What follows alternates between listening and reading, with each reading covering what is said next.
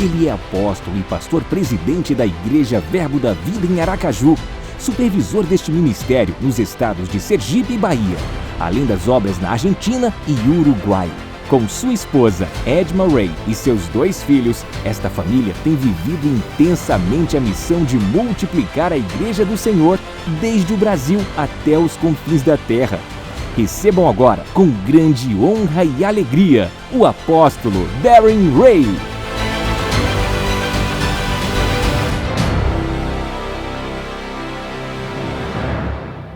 Glória a Deus. Bom dia. Que alegria, viu, estar com vocês durante esse final de semana. Eu tenho um apreço muito grande pela vida do pastor Jaelson. É uma pessoa que é amigo de verdade, né? É uma pessoa com o coração deste tamanho. E eu quero agradecer o convite. Me sinto muito honrado. Muita gente talvez não saiba disso, mas o primeiro lugar... Obrigado, vocês podem ficar tranquilos. O primeiro lugar que eu morei no Brasil foi Natal, que fica aqui pertinho de vocês, né? Então, posso dizer que um pedaço de Rio Grande do Norte ficou aqui em mim, e é um lugar maravilhoso. Eu vim alguns anos atrás para conhecer as instalações, passei por aqui porque a gente estava indo para Mossoró, e só daquele tempo até agora, eu tenho visto o crescimento, a expansão, a excelência, e eu quero dar os parabéns para o pastor Jaelson por essa obra. Seu zelo, excelência, é impressionante o que Deus tem feito por meio da vida de vocês durante tão pouco tempo, amém? Glória a Deus. E quem acha que a gente começou muito bem ontem à noite? Amém.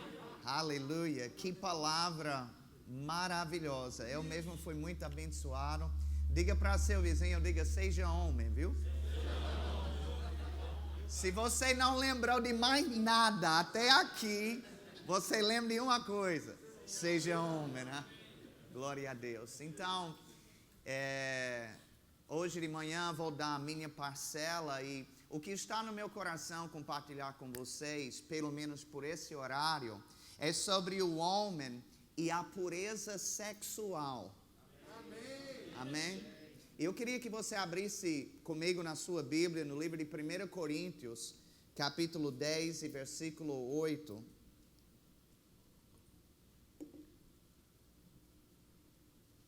Primeira Coríntios, capítulo 10, versículo 8. O apóstolo Paulo, ele diz assim: não pratiquemos imoralidade como alguns deles o fizeram e caíram em um dia 23 mil. Então, Paulo estava descrevendo aqui 23 mil homens que morreram de uma praga porque tiveram relações sexuais com as mulheres moabitas.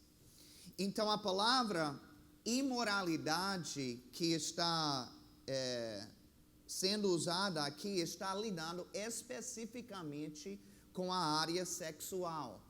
Inclusive, a palavra grega que foi usada no versículo, traduzida como imoralidade, é pornuo, e é dessa palavra pornuo que a gente pega a nossa palavra pornografia.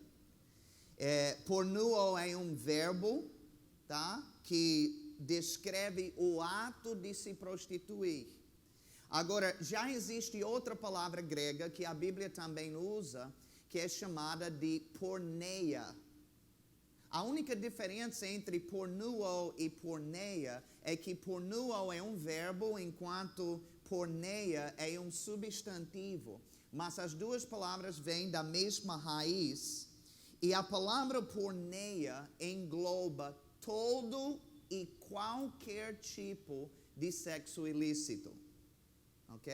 Há 7 manifestações básicas de sexo ilícito. A primeira sendo adultério. Adultério é o sexo ilícito que envolve pessoas casadas. Depois vem fornicação. Fornicação é sexo ilícito envolvendo pessoas não casadas. É interessante que a palavra fornicação vem da palavra latim fornix. E essa palavra foi o nome dado para os arcos que ficavam debaixo dos estádios no Império Romano. E as prostitutas, elas se aglomeravam e ficavam justamente nesses locais, debaixo dos arcos, esperando para os homens passarem por lá. E quando os homens eles vinham e ficavam por baixo, elas pegavam nas prostitutas, tiveram relações, e era aquela relação sexual totalmente sem compromisso e sem sexo, ou sem romance. Era o momento de se descarregar e seguir para frente. Não significava nada emocionalmente nem para a pessoa, nem para o homem e nem para a prostituta em si. Era um momento de prazer rápido para os dois. Então, se o ato sexual é entre, por exemplo, uma pessoa casada e uma pessoa solteira, então a pessoa casada está cometendo adultério, enquanto a pessoa solteira está fornicando. Vocês conseguem ver a diferença? Depois vem no homossexualismo. E homossexualismo é o sexo ilícito envolvendo duas pessoas do mesmo sexo. Pode ser tanto homem com homem, como também mulher com mulher. Depois vem a pedofilia. Pedofilia é o sexo ilícito envolvendo um adulto e uma criança ou adolescente. Depois, incesto. Incesto é o sexo ilícito envolvendo pessoas da mesma família. Agora, eu quero abrir um parênteses aqui, porque algumas pessoas têm dúvida sobre algumas relações, especialmente no Antigo Testamento. No início, Deus permitiu relações sexuais entre familiares, pois essa era a única maneira que a humanidade poderia se multiplicar sobre a terra, né? Porque começou apenas com Adão e Eva.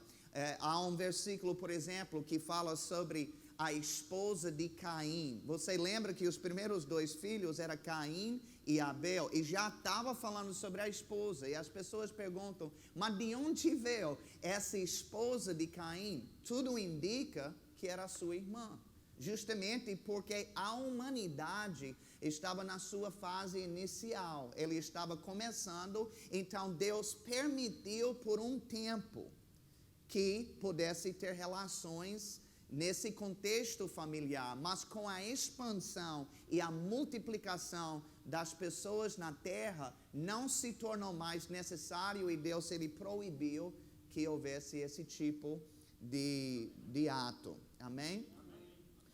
A sexta manifestação são orgias.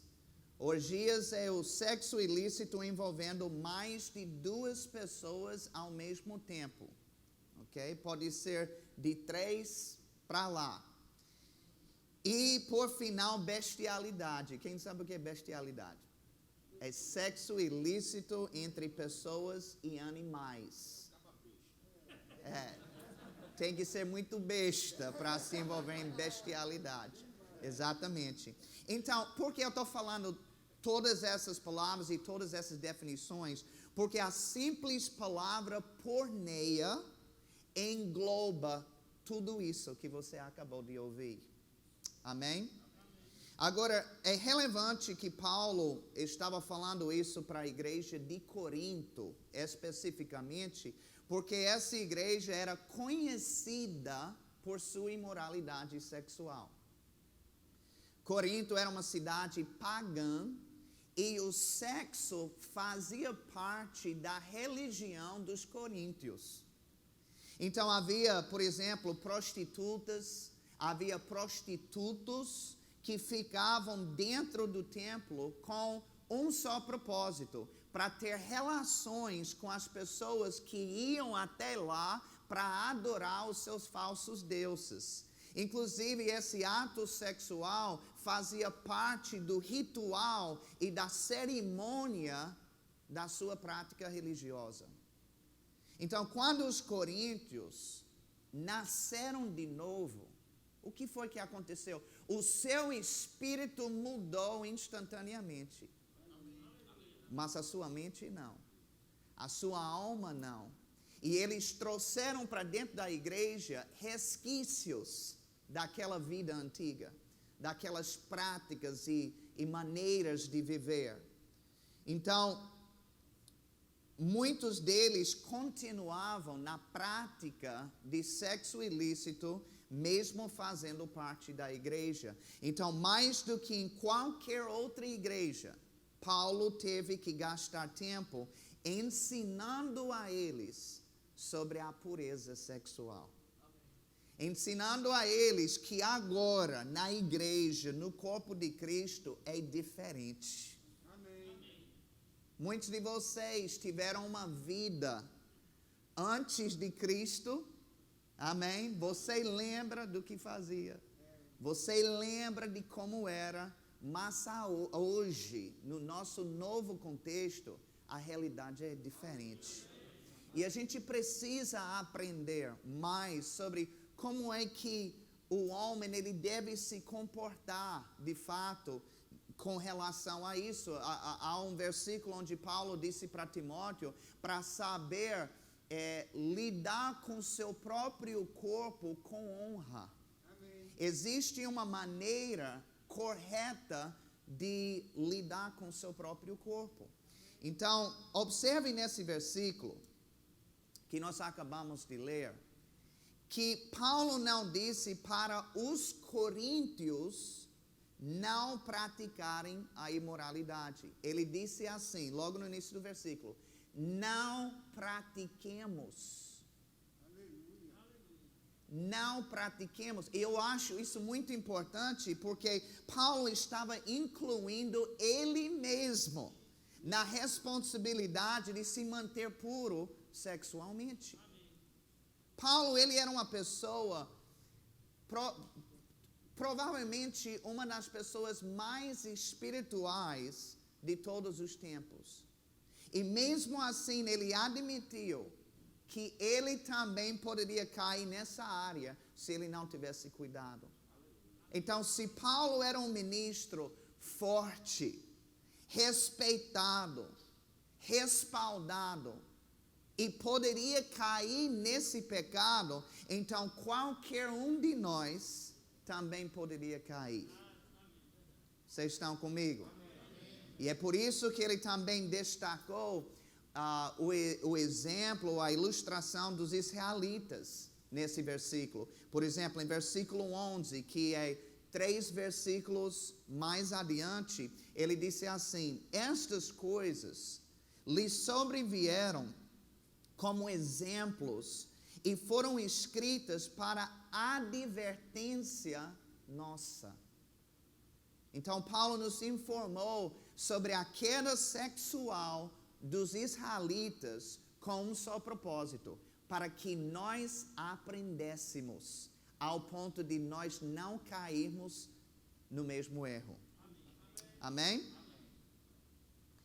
E quando ele chega em versículo 12, ele diz assim: aquele, pois, que pensa estar em pé, veja que não caia. Sobre o que ele está falando? Sobre a mesma coisa. É o mesmo contexto.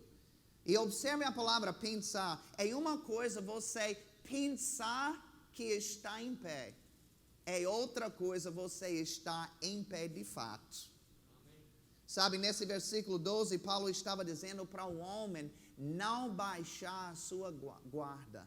Amém. Diga para seu irmão ali, diga, não baixe a guarda. Eu lembro ouvindo uma pessoa contar uma história a respeito de um pastor. Era um pastor já com um certo tempo, já com uma certa bagagem. Ele conhecia os princípios mesmo de Deus e como é que um homem de Deus deve se comportar. Mas certo dia ele foi aconselhar uma mulher dentro do seu gabinete. E ele sabia que não era para deixar a porta fechada, só ele e ela, mas que era para ter uma visibilidade. Mas nesse dia ele quebrou o protocolo. Sabe, se a gente não tiver cuidado, a gente relaxa, acha, não, isso é besteira. Isso aí não tem nada a ver, não. Aí ele fechou a porta, estava aconselhando a mulher normalmente, aí deu uma dor no pescoço. Ele, assim. A mulher observou e perguntou o que foi. Ele disse, não, estou com uma dor aqui. Ela era massagista. Olha o cão. Ela se levanta, começa a dar massagem nele, e daquilo levou para outra coisa, que levou para outra coisa, e final da história, ele acabou cometendo adultério com essa mulher. Sabe, esse pastor achou que ele era forte, suficiente para sustentar ou para resistir àquela tentação. Não, vou fechar a porta, não tem nada mais. Eu já sou um homem experimentado, eu já conheço o que a Bíblia diz, eu sou forte contra essas coisas. E quando ele baixou a guarda, ele se colocou numa situação comprometedora, e foi justamente nessa hora que ele caiu. Deixa eu te dizer uma coisa, você nunca vai chegar a um nível de maturidade tal que você não precisa mais vigiar nessa área da sua vida. Seja você solteiro ou seja você casado. Eu vim lhe dar uma notícia hoje, que isso é uma área que a gente precisa vigiar para o resto da nossa vida. Jesus voltou? Não? Então é para estar vigiando. Amém? Quando o seu corpo ficar glorificado, então você está liberado. Mas até lá, tem que vigiar.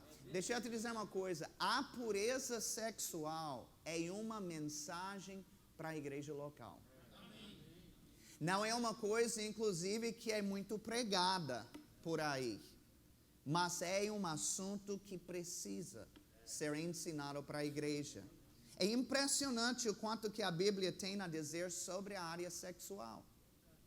Inclusive, quando o apóstolo Paulo lista as obras da carne em Gálatas capítulo 5, as primeiras 4 lidam com sexo ilícito. É sobre essa área de imoralidade sexual. E eu creio que ele colocou esses 4 itens no topo da lista de propósito. Porque são justamente as coisas das quais as pessoas têm mais dificuldade. Você pode ver por aí. Eu não estou dizendo que pessoas não têm dificuldade com bebida. Eu não estou dizendo que pessoas não têm dificuldade com obesidade. Eu não estou dizendo que pessoas não tenham dificuldade com essas outras áreas. Mas se tem uma área, meu amigo, que parece que sobressai de todas, é a área sexual. Tem um homem aqui que pode dizer amém? Amém. Está no lugar certo, né? Falando com as pessoas certas. Muito bem. Abra comigo em Hebreus, capítulo 13, versículo 4.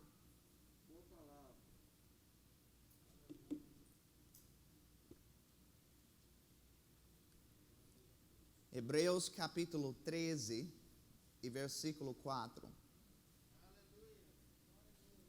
Aqui diz, digno de honra entre todos seja o matrimônio, bem como o leito sem mácula, porque Deus julgará os impuros e adúlteros. A palavra leito aqui é a palavra grega koite. E é dessa palavra que pegamos a nossa palavra coito, que significa também o ato sexual.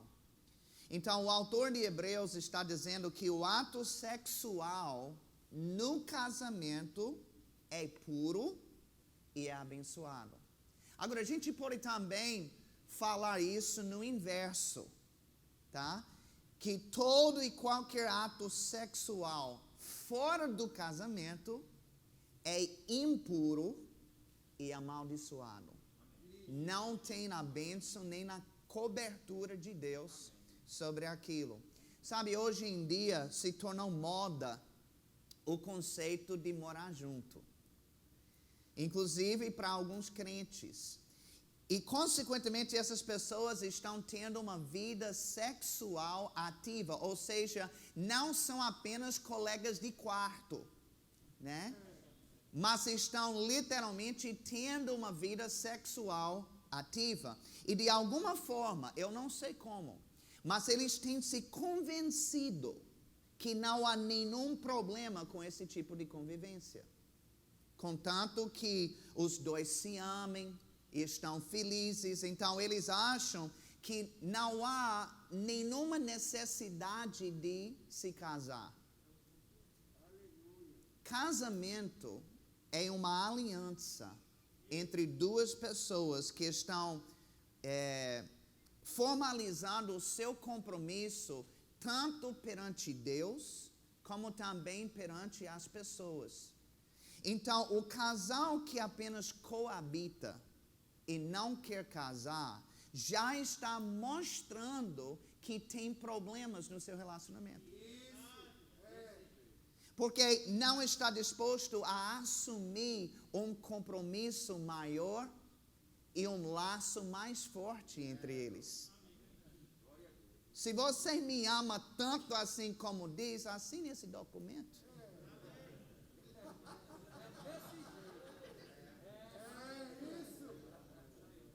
A Bíblia diz que Deus provou o seu amor por nós, dando Jesus para morrer no nosso lugar. Então, amor tem uma prova. E que prova maior há de que você realmente ama alguém do que você literalmente se vincular a ela? De um jeito que fica complicado até romper depois. Sabe, nem no mundo secular reconhece morar junto como casamento. Mesmo que a pessoa diga, por exemplo, que ela é casada, no documento oficial consta lá solteiro. Então, nem no mundo secular rola isso. É coisa da cabeça. Na verdade, é coisa do cão que entrou na cabeça das pessoas. Agora, veja o que Jesus disse para a mulher samaritana em João 4, 17 a 18. Amo essa passagem porque essa passagem mata qualquer possibilidade de alguém entender que morar junto está certo. Ele disse o seguinte para ela: bem disseste, não tenho marido, porque 5 maridos já tiveste, e esse que agora tens não é ter marido, não é seu marido. Isso disseste com verdade. Tem uma outra versão que diz assim: bem disseste que não tem marido, porque já teve 5, mas o homem com quem você está morando não é o seu marido. Observe que o próprio Jesus, ele faz uma distinção entre ter um marido e viver com um homem que não é o seu marido. Agora, qual é a diferença? O que é que diferencia uma do outro? Se chama casamento. Simples assim. 1 Coríntios 7,2 diz assim: mas por causa da impureza, o que é que eu vou fazer? Não quero estar impuro, não quero estar pecando. Então ele disse, por causa da impureza, você vai fazer o seguinte: cada um tem a sua própria esposa e cada uma o seu próprio marido. A palavra impureza aqui é a mesma palavra grega porneia que nós aprendemos. E Paulo explica que a única maneira de escapar da impureza é ter uma esposa ou ter um marido. E eu tenho uma notícia para você. A única maneira de ter uma esposa ou ter um marido é através do casamento. Então, em outras palavras, Paulo está dizendo que todo ato sexual fora do casamento é impureza, inclusive quando a pessoa está apenas morando juntos, ok? Agora, eu quero que você abra comigo no livro de Provérbios, capítulo 5. E Provérbios, capítulo 5, é um provérbio para homem. Amém? E é muito bom porque está nos orientando como homens, justamente como não cair nessa área sexual. Então, se alguém já teve dificuldade com essa área, eu recomendo fortemente que leia Provérbios capítulo 5, tá? A partir do versículo 1, diz assim: Filho meu, atende à minha sabedoria, a minha inteligência, inclina os ouvidos para que conserves a discrição e os teus lábios guardem o conhecimento, porque os lábios da mulher adúltera destilam favos de mel e as suas palavras são mais suaves do que o azeite. Então Davi, ele estava dando conselho para o seu filho Salomão sobre o perigo da prostituição, que é um conselho, inclusive e infelizmente, que ele não seguiu. Na verdade, ele fez exatamente o contrário de tudo que o pai ensinou. Ele teve milhares de mulheres, tanto como esposas, como também como concubinas. E uma concubina nada mais era do que uma prostituta que trazia dentro da casa, né, para se responsabilizar por ela. Então, no versículo 3, ele fala sobre os lábios e sobre a boca da mulher adúltera. Sabe, sedução é algo que começa muitas vezes com palavras. Hoje ficou mais fácil ainda seduzir com palavras por causa da internet. Tem pessoas, por exemplo, que nunca tiveram coragem de falar abertamente, pessoalmente certas coisas, mas por trás da tela de um computador vem um espírito de ousadia. E a pessoa de repente se destrava e agora ela consegue digitar coisas que jamais poderia falar. De todo jeito, a mensagem é enviada. E a Bíblia usa a palavra lisonjear para descrever as palavras da mulher adúltera. Sabe, existe uma diferença entre elogiar e lisonjear. Quem elogia está procurando colocar algo em você. Quem lisonjeia está procurando tirar algo de você. Amém? E a palavra em si, ela pode ser boa, mas o motivo por trás daquela palavra é que não é. Tem algo de ruim que você não está percebendo. E eu vou lhe dizer uma coisa, quando um homem fica encantado, ele fica besta. Ele fica cego. Vocês sabem que Sansão, ele caiu justamente com uma mulher chamada Dalila. Agora, quando você começa a entender o que significa o nome Dalila, é que você não acredita. O nome Dalila significa trazê-lo para baixo. Pense num doido. Rapaz, que gata. Ela vai me trazer para baixo. É essa que eu quero. Mas quando um homem ele está encantado, ele fica cego. Ele fica alheio, ele só está pensando. Vocês sabem em que ele está pensando, né? Agora, versículo 4 diz assim: mas o fim dela, falando sobre a mulher adúltera, é amargoso como o absinto, agudo como a espada de 2 gumes. Essa palavra absinto está descrevendo uma planta. E ele fez essa comparação de propósito porque era uma planta que antigamente eles usavam como droga. A pessoa, ela pegava a planta e ela mastigava. E quando ela mastigava, o gosto era muito doce no início. E fazia a pessoa sentir muito bem. Tinha realmente um efeito na pessoa. Mas quando esse efeito passava, aí o que acontecia? Vinha a dor de cabeça, vinha a depressão e outros efeitos colaterais. E o consumo excessivo desta planta literalmente poderia destruir a mente da pessoa. Então, o autor, quando ele está pensando na mulher adúltera, como é que eu poderia descrever ele? Ele disse o absinto.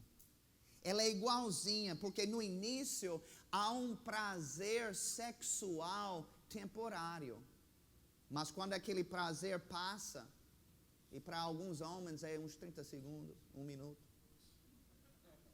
dependendo. Tem um macho, uns, né, que, mas eu sou forte, vai 3 minutos.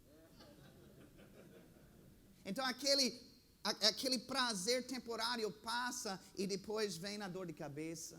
Depois é que vem a depressão. Depois é que vem toda aquela parte que o diabo ele esqueceu de te dizer. Na hora que estava lhe tentando. E se não deixar a prostituição, ela pode eventualmente destruir o seu corpo e a sua mente e muitas outras coisas.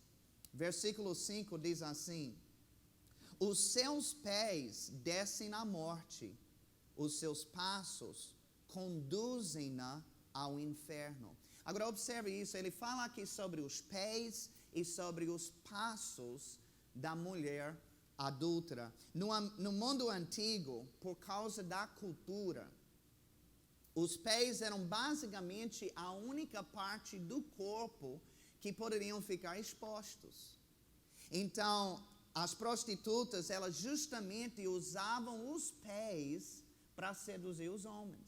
Era o costume, por exemplo, de colocar sinos ou joias nos pés, nos dedos, e elas faziam pequenos movimentos com os pés, tudo para seduzir o homem. Hoje em dia há muito mais liberdade, né? Especialmente em cidade praiana. Então as mulheres elas usam outras áreas e partes do seu corpo para seduzir o homem, mas o princípio continua sendo o mesmo. É usando um pedaço do corpo para seduzir ao homem ao ponto de ele cair. E versículo 8 vem no conselho. Ele diz: afasta o teu caminho da mulher adúltera e não te aproximes da porta da sua casa. Diga: afasta. Aleluia. Você diz: apóstolo, quando eu vejo mulher, eu não gosto de admitir, mas eu fico doidinho. Aquela mulher, Maria do Carmo, oh meu Deus do céu. Quando eu vejo ela, eu fico doidinho. O que é que eu faço? Afasta. Afasta ontem. Viu? Ontem já está tarde. Já está atrasado. Amém? Então, Provérbios 5 nos fala sobre o que fazer ao encontrar com esse perfil de mulher. A gente deve se afastar. Agora, Provérbios 7 é um outro provérbio importante para nós sobre essa área, porque ele nos fala sobre o que acontece quando a gente não se afasta dela. E eu acho bom e prudente a gente estudar todos os resultados e as desgraças, porque como eu disse, o diabo ele não vai dizer nada disso. Ele esconde, ele omite, ele só lhe mostra a fruta, mas ele não te revela o que vem como consequência. Provérbios 7 nos dá a consequência de quem não obedece Provérbios 5. Então abra comigo lá em versículo 4, Provérbios 7 e versículo 4.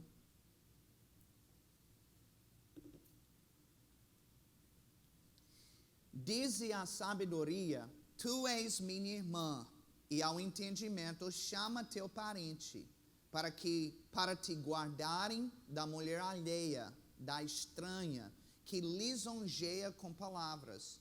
Porque da janela da minha casa, por minhas grades, olhando eu, vi entre os simples, descobri entre os jovens que era carecente de juízo, que ia e vinha pela rua junto à esquina da mulher estranha e seguia o caminho da sua casa. Então, esse rapaz, a Bíblia diz que estava passeando perto de onde ele sabia que havia uma mulher imoral, onde ela morava. E evidentemente, ele tinha muito tempo sobrando, porque a minha versão da Bíblia diz que ele ia e vinha. Ele sabia o endereço dela, ele ia e ele vinha. Então ele estava com tempo aí sobrando. E nós devemos ter cuidado com isso, porque quando alguém tem muito tempo sobrando, ele começa a ficar curioso. Por exemplo, a Bíblia fala sobre Davi, que teve uma época quando todos os reis iam à guerra, mas Davi ficou na cidade. Davi era rei, era para ele estar na guerra, mas ele não foi para onde devia. Ele não fez o que devia estar fazendo, então ele ficou. Você acredita que foi nesse tempo que ele vai para o seu terraço, ele começa a olhar e ficar curioso, e o olho dele bate em Batseba. Batseba tomando banho. Sabe que Batseba não era vulgar? Na cabeça de Batseba não havia homem sequer na cidade, porque era o correto. Mas lá estava Davi, tirando casquinha, comendo ela com os olhos.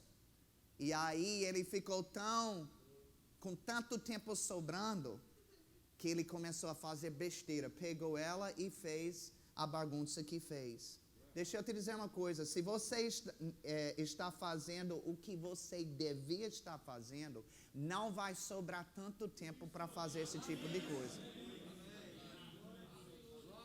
E às vezes a gente usa a desculpa: ei rapaz, estou no corre, é porque não tem tempo. Eu não tive tempo. Você não teve tempo porque você estava focado em coisa errada. Vocês estão comigo? Quantos sabem que todo mundo tem 24 horas por dia, 7 dias por semana? Não é que a gente não tem tempo, é como é que a gente administra o tempo que a gente tem. Então, em versículo 9, veja o que diz. Ele diz: à tarde do dia, no crepúsculo, na escuridão da noite, nas trevas. Olha que coisa. Ele quer deixar bem claro, olha, estava bem escuro, não tinha nada, trevas. Deus disse que esse jovem, ele saiu tarde da noite, obviamente, para ninguém saber o que ele estava fazendo. A ideia era fazer tudo escondido. Mas, tem inclusive um provérbio que eu gosto, você não precisa abrir, mas capítulo 30, versículo 19, diz assim: há 3 coisas que são maravilhosas demais para mim. Sim, há 4 que não entendo. O caminho da águia no céu, o caminho da cobra na penha, o caminho do navio no meio do mar e o caminho do homem com uma donzela. O que é que todas essas 4 coisas têm em comum? Nenhum deles deixa um rastro, né? Eles passam e não há rastro. Então, o adúltero, ele faz tudo em secreto, justamente encobrindo todas as evidências do seu pecado para ninguém saber. Ele apaga a história, o histórico, né, no celular, nas pesquisas, na internet. Ele abre uma conta nova, né, que a esposa não conhece, ou seja, tudo com o intuito de esconder. E ninguém, para que ninguém saiba, mas deixa eu te dizer uma coisa, Deus sabe. Você lembra quando Adão, ele havia pecado, e Deus, ele perguntou: Adão, você está onde? Ele disse: eu me escondi. Agora, que coisa doida. Ele se escondeu de quem? De Deus. Deus estava lá, ele disse, mas você comeu. Quando Deus te faz uma pergunta, não é porque ele não sabe a resposta, não. É porque ele quer sondar o seu coração e ver o que você vai dizer. Se você vai confessar mesmo ou não a besteira que fez. Então, a mentira tem perna curta.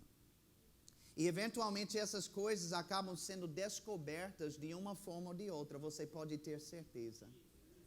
Não tem como esconder nada.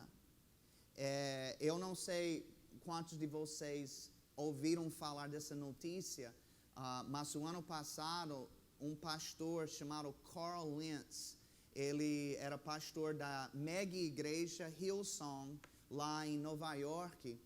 Ele teve um caso com uma mulher, ele cometeu adultério, durou alguns meses, e ele foi descoberto como? Porque ele sincronizou as suas mensagens do iPhone para o iCloud, ou a nuvem do iPhone, né? E aí, isso fez com que fosse para o computador da igreja.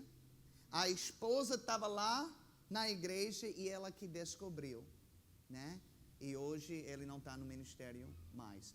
Mas o que é que eu quero dizer com isso? O diabo vai tentar convencer você, como convenceu Adão, que você dá para esconder, dá para colocar debaixo do tapete, mas não dá. E eu vou lhe dizer uma coisa, mesmo se desse, Deus conhece, e já deve ser o suficiente para não querer fazer, amém? Versículo 10 diz assim, eis que a mulher lhe sai ao encontro com vestes de prostituta e astuta de coração. Então a Bíblia diz que essa mulher estava vestida mesma como prostituta. Ela estava com uma leoa, buscando a sua presa. Não tinha nenhuma intenção boa ou santa nessa mulher. Ela queria uma coisa só, sexo com esse rapaz.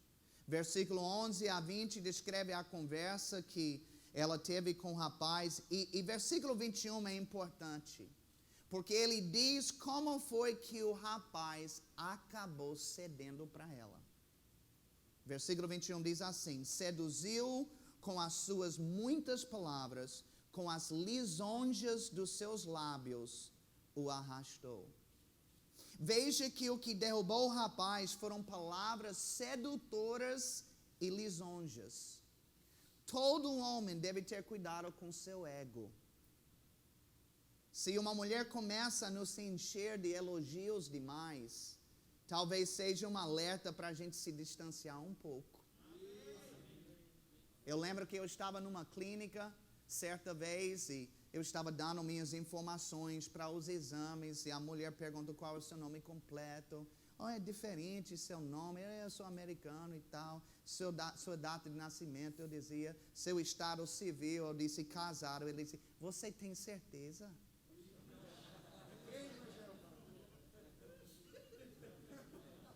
Sabe que vira e volta, por mais feio que você seja,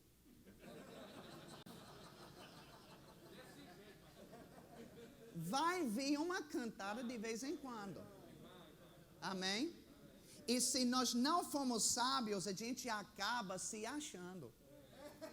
A gente não diz nada para ninguém, mas sai da clínica. Rapaz, a mulher me achou bonitão. Você viu, me chamou de gato. Rapaz, não é que eu perdi uns 2 quilos mesmo, eu acho que eu sou bonito mesmo. E sabe que é exatamente isso que o diabo quer. Porque é a soberba que precede a ruína. E foi isso que aconteceu com esse rapaz. Agora veja o resultado, versículo 22 a 23. E ele num instante a segue, como o boi que vai ao matadouro, como o servo que corre para a rede, até que a flecha lhe atravesse o coração, como a ave que se apressa para o laço, sem saber que isso lhe custará a vida. Eu creio, queridos, que o pecado sexual é um dos piores pecados que existe. Porque com uma só queda nessa área, a pessoa pode perder tudo.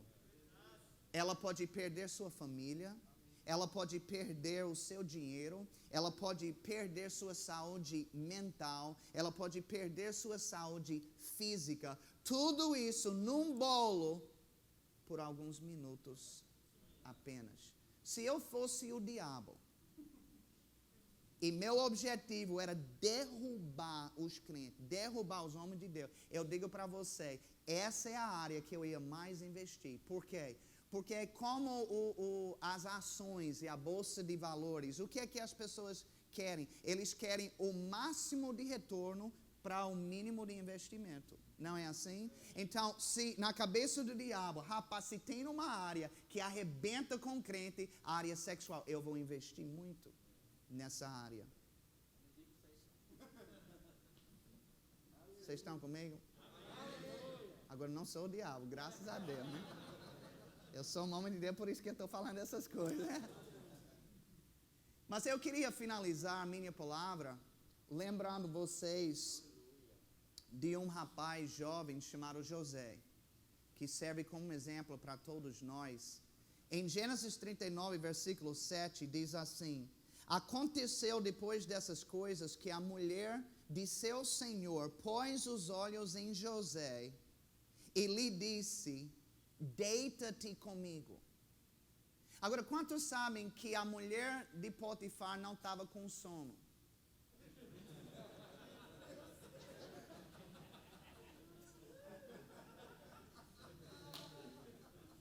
Um sono de Torá, venha deitar comigo aqui. Não, não era assim não. Ela queria ter sexo com ele. Mas eu quero descrever de forma bem rápida aqui os personagens dessa história para nos ajudar a apreciar um pouco o que estava acontecendo. José, por exemplo, nessa época havia mais de um tipo de escravo. Havia o tipo de escravo, por exemplo, que eles pegavam de guerra. Então, esse tipo de escravo, ele era jogado para trabalhar no campo. Ele não era valorizado e nem era bem tratado. Mas havia um outro tipo de escravo que era o comprado. Aí já tinha mais valor e o trato dele era melhor. É por isso que José, ele tinha uma certa liberdade de transitar na casa e até mesmo de ter contato com a esposa dele. Já Potifar, a Bíblia diz que ele era o comandante da guarda. O que era a guarda? A guarda se referia aos guarda-costas do rei.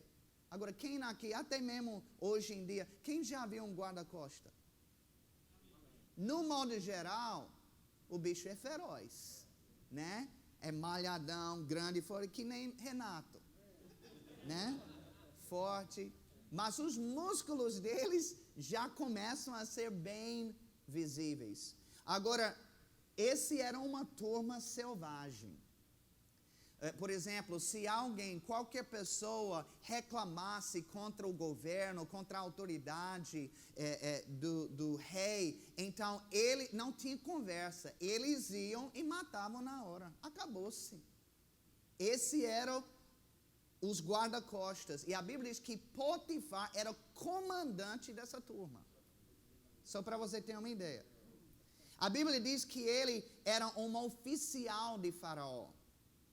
E a palavra oficial vem da palavra hebraica sardis, que significa tanto oficial, como também pode significar eunuco. E há pessoas, inclusive, que acreditam que Potifar, de fato, era eunuco. E se isso for a verdade, então isso poderia explicar um pouco o comportamento da sua esposa. Há algumas pessoas perguntam, mas se ele era um eunuco, como é que ele estava casado, tinha esposa? No Ocidente, isso não era uma coisa incomum. Inclusive, havia vários casos de ter mais de uma esposa. Okay? Agora vamos falar sobre a esposa de Potifar, para concluir. Potifar, ele tinha uma posição alta no Egito, portanto, isso trouxe destaque, trouxe riqueza. E por causa da sua posição, ele basicamente poderia escolher qualquer tipo de mulher que ele quisesse para ser a sua esposa. Nós sabemos que o homem, no modo geral, ele é atraído pelo que ele vê, né? Todo homem é assim. É a fábrica do homem. Então, imagina-se que a esposa de Potifar era um avião. Nós não estamos falando sobre uma mulher qualquer, não. Ela era Miss Egito. Amém? Bem feita de corpo, linda, preservada. E se o marido dela de fato era eunuco, então provavelmente ela estava subindo pelas paredes. A Bíblia diz, inclusive, que José, ele era formoso de porte e de aparência. Então, quando ela via esse jovem, todos os dias, os hormônios dela ficavam à flor da pele. E ela desejava demais ter relações com ele. E a Bíblia diz que ela pedia a ele diariamente para deitar com ela. E com certeza ela usava todo tipo de artifício possível. Roupa curta, colada, decotada. Sem dúvida alguma, ela estava se exibindo na frente dele, derrubando alguma coisa. Vocês estão comigo? Eu estou falando na real. E quando ela falava com ele, ela não dizia assim, José, deita-te comigo. Não, ela disse, José, deita-te comigo. Meu amigo, o negócio estava apimentado. O estreito era pesado. Esse jovem era um virgem, ele nunca viu um negócio daquele. Mas ele não abriu mão. E todos os dias, ele dizia não para ela. E quando ele explicou, se justificou, porque ele não podia, é isso que eu quero que você entenda. Ele não disse que eu não posso fazer isso com você, porque seu marido pode descobrir. Ele não disse, eu não posso fazer isso com você, porque você pode engravidar. Ele disse, eu não posso fazer isso com você, porque eu não quero pecar contra o meu Deus. O que vai blindar o homem da imoralidade sexual é quando ele quer agradar a Deus mais do que qualquer coisa e mais do que qualquer pessoa, inclusive ele mesmo. Amém? Vocês receberam algo hoje de manhã? Deixa eu orar por você. Pai, eu te dou graças pela vida de cada homem. E Senhor, nessa área, todos nós estamos no mesmo barco. Mas, Pai, eu sei que algumas pessoas se encontram em fases e em situações difíceis. Nesta manhã, eu oro para que seja liberada uma força da Tua graça em cada um deles. E, Pai, se eles já vinham com algum pensamento, alguma prática que não era saudável, que isso morra aqui hoje. E que o Senhor faz com que a atenção deles seja mais focada em Ti do que qualquer prazer temporário que essa área pode trazer. Eu declaro em nome de Jesus aqui, homens de Deus, homens puros, homens que amam as suas esposas e que se entregam totalmente para ela e para mais ninguém. E eu te dou graças por isso, Pai, em nome de Jesus. Amém.